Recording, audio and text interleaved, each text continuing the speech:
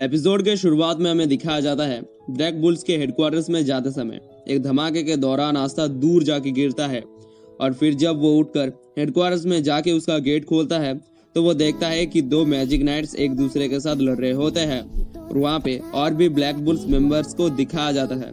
इसके बाद आस्था वहाँ पे अपना इंट्रो देता है कि उसका नाम है आस्था और वो हाजी विलेज से आया है, पर कोई उसे नहीं सुनता और तब वहाँ पे यामी गुस्सा होकर अपने हाथ से हेडक्वार्टर्स का एक वॉल उड़ा देता है, जिसे देखकर सब शांत हो जाते हैं और सब लोग कैप्टन यामी के पास आके जमा होते हैं। और तब वहाँ पे कैप्टन यामी सब लोगों को आस्था को मिलाते हैं और कहते हैं कि ये है हमारे स्क्वाड का सेकंड न्यू मेंबर। और उसके बाद वहाँ पे सब आस्था को एक के बाद एक अपना इंट्रो देते हैं, जहाँ पे एक का नाम होता है गॉर्डन अगरिप्पा, एक का नाम होता है वानेसा इनोटेका, एक का नाम होता है लग वोल्टिया, एक का नाम होता है गौचे आडलाई, जो कि हर समय अपने सिस्टर के फोटो को ही निहारता रहता है। और फिर वहाँ पे और इंट्रो चलता है, जहाँ पे और एक का नाम होता है चार्मी, एक का नाम होता है ग्रे, एक का नाम होता है मागना स्विंग और आखिर में एक का नाम होता है फिनरल। और सब लोग तो जानते ही हैं ब्लैक बुल्स के कैप्टन यामी सुकेहीरो को।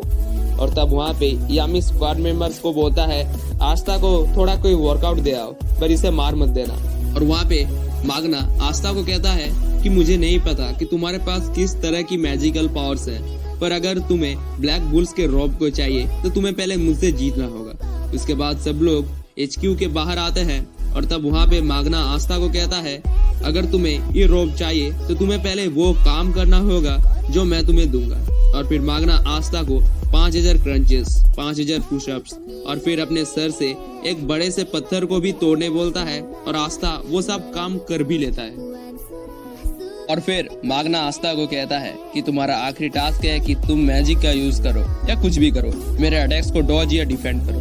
अगर तुम ये कर लेते हो तो तुम ब्लैक बुल्स में आओगे और मैं तुम्हें ये रॉब भी दे दूंगा। और फिर मागना आस्था के ऊपर अपने मैजिक बॉल से बने हुए फायर बॉल्स को फेंकने लगता है, पर आस्था भी कहाँ रुकने वाला था। वो उन बॉल्स को अपने तलवार की मदद से मागना को ही दे मारता है, जिससे वो बॉल जाके मागना पर ब्लास्ट हो जाते हैं। और फिर वहाँ पे आस्था सोचता है कि मैंने सोचा था कि ये तलवार सिर्फ मैजिक को काट सकते हैं, पर ये तो मैजिक को किसी पर वापस फेंक भी सकते हैं। पर तभी उस फायर ब्लास्ट के फायर में से मागना निकलता है और आस्था के पास जाके बोलता है कि तुम सच में मैजिक में अच्छे हो, तुमने ना सिर्फ मेरे मैजिक को डॉज किया, तुमने उसे फिर से मुझे ही मार दिया। और फिर मागना आस्था को ब्लैक बुल्स का रोप देता है और तब वहाँ पे बाकी स्क्वाड मेंबर भी आ जाते हैं और फिर आस्था उस रोप को पहनता है और वहाँ पे मागना कहता है कि तुम अब सच में black bulls magic night squad के मेंबर लग रहे हो।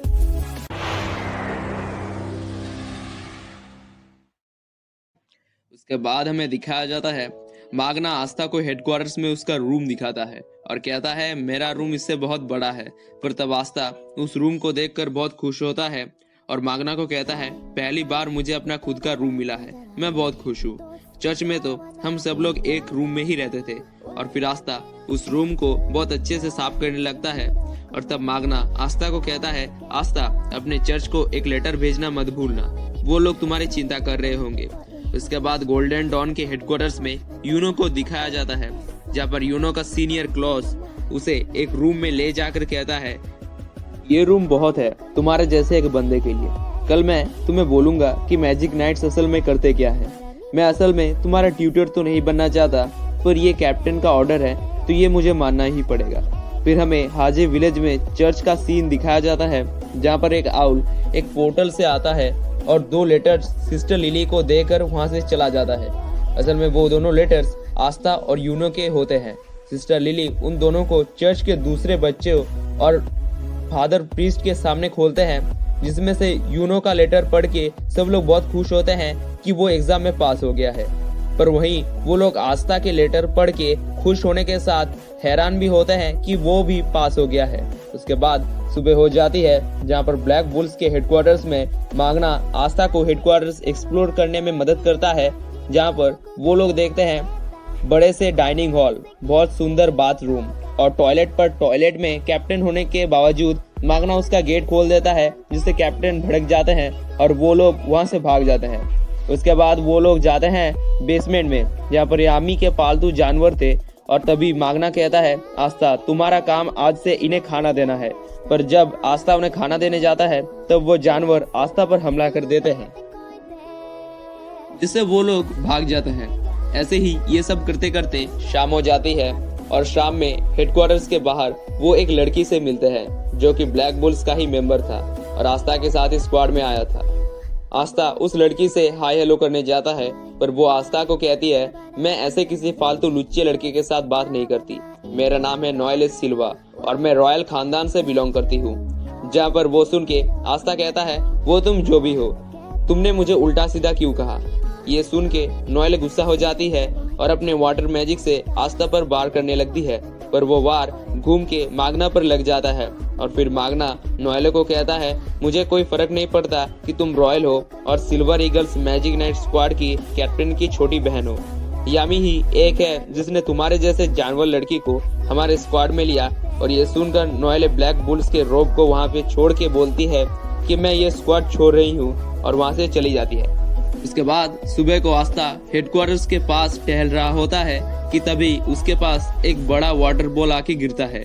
उसके बाद जिस डायरेक्शन से वो बॉल आया था आस्था उस तरफ जाता है तो वहाँ वो देखता है कि नोएल अपने मैजिक वाटर बॉल से एक ट्री पर निशाना लगा रही होती है, पर उसका हर बार उल्टे तरफ ही जा रहा होता है।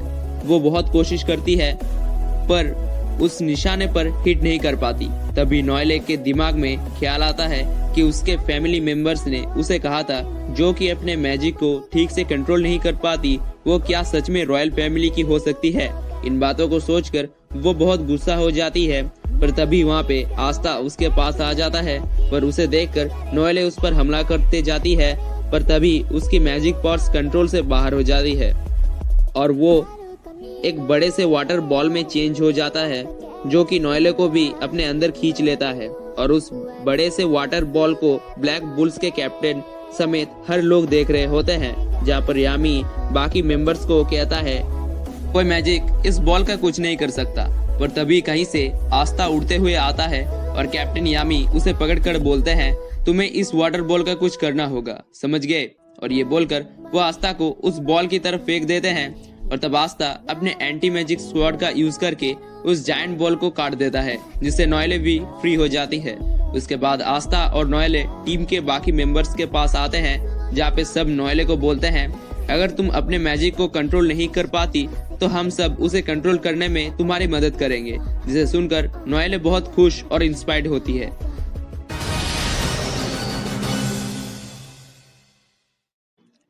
उसके बाद हमें दिखाया जाता है आस्था सुबह सुबह हेडक्वार्टर्स के हर काम कर रहा होता है, जैसे कि साफ सफाई, लाइब्रेरी के बुक्स को साफ करना, कपड़ों को साफ करना, कैप्टन यामी के पालतू जानवरों को खाना देना, कैप्टन यामी को सुबह सुबह उठाना। हालांकि वो सुबह कभी भी नहीं उठते और उन सब कामों को करके आस्था बहुत थक जाता है और तब मन में सोचता है कि मैजिक नाइट्स का काम सच में बहुत हार्ड होता है, पर ये सब काम तो मैं चर्च में भी करता था, तो असल में ये मैजिक नाइट्स करते क्या है। इसके बाद आस्था ये सवाल मागना से पूछता है, जिस पर मागना कहता है कि हमारा काम है इस कंट्री को प्रोटेक्ट करना, अगर तुम ये जानते ही नहीं थे तो तुम मैजिक नाइट्स में ज्वाइन ही क्यों हुए। इसके बाद वहाँ पे कैप्टन यामी आते हैं और मागना को अपने साथ एक जगह पर जाने के लिए बुलाते हैं और वो लोग हेडक्वार्टर से एक बड़े से बार में जाते हैं, जहाँ पे वो लोग सट्टा लगाने लगते हैं, पर वो लोग अपना अंडरवेयर छोड़कर सब कुछ गवा चुके थे और लास्ट में तो वो अपना अंडरवेयर भी गवा देते हैं। उसके बाद यामी जिस ओल्ड मैन से हार रहे थे उसका नाम होता है सेही, जिसे यामी कहते हैं, मैं तुम्हारे साथ एक आखिरी बार खेलना चाहूंगा। पर सेही कहता है, तुम्हारे पास अब तो कुछ भी देने के लिए नहीं रहा। पर यामी कहता है, अगर मैं जीत गया तो तुम हमें अपनी चीज दे दोगे, पर अगर हम हार गए तो मैं तुम्हें अपना मैजिक बुक ग्रिमोर दे दूंगा। इस पर सेही कहता है, अगर तुम हार गए तो मैं तुम्हारा ग्रिमर तो नहीं लूंगा, पर मैं जो बोलूंगा वो तुम्हें करना होगा। जिस पर यामी मान जाता है। असल में हर इंसान के मैजिक बुक को ग्रिमोर कहा जाता है। उसके बाद हमें नहीं दिखाया जाता कि यामी हार गया कि जीत गया। उसके बाद हमें हेडक्वार्टर्स को दिखाया जाता है, जहाँ पर आस्था और नोएल यामी के पालतू जानवरों को खाना दे रहे होते हैं, पर तभी वहाँ पे नंगे मागना और यामी आते हैं, जो कि आस्था को कहते हैं, तुम्हारे पहला मिशन आ गया है। उसके बाद वो लोग कुछ पहनकर उन्हें डिटेल्स में बोलते हैं कि हम सॉसी विलेज के चीफ से हार गए, जिस पर आस्था और नोएले कहते हैं कि वो कितना पावरफुल थे कि आप लोगों भी उनसे हार गए, जिस पर यामी कहता है कि हम उनके साथ कार्ड्स में हार गए। हमने उसके साथ शर्त लगाई थी कि अगर वो जीत गया तो वो जो बोलेगा वो हम करेंगे, पर आखिर में वो हमसे जीत गया। और घर जाते समय उन्होंने हमसे कहा कि उन्हें सॉसी विलेज के बोर्स चाहिए, तो तुम लोग अब जाओगे सॉसी विलेज में बोर्स हंटिंग के लिए। उसके बाद आस्था, मागना और नोएले सॉसी विलेज के लिए निकल जाते हैं। फिर हमें कुछ आदमी को कुछ वाइल्ड मैजिक बोर्स के सामने दिखाया जाता है और वो बोर्स उन लोगों पर हमला कर देते हैं, पर उन लोगों में से एक आदमी अपने मैजिक से उन बोर्ड्स को जमा देता है और फिर वो बढ़ता है सॉसी विलेज की तरफ और विलेज के पास वो अपने आदमियों को एक मैजिक स्टोन को ढूंढने के लिए बोलता है। और ये एपिसोड यहाँ पर ही खत्म हो जाता है। Thank you for watching.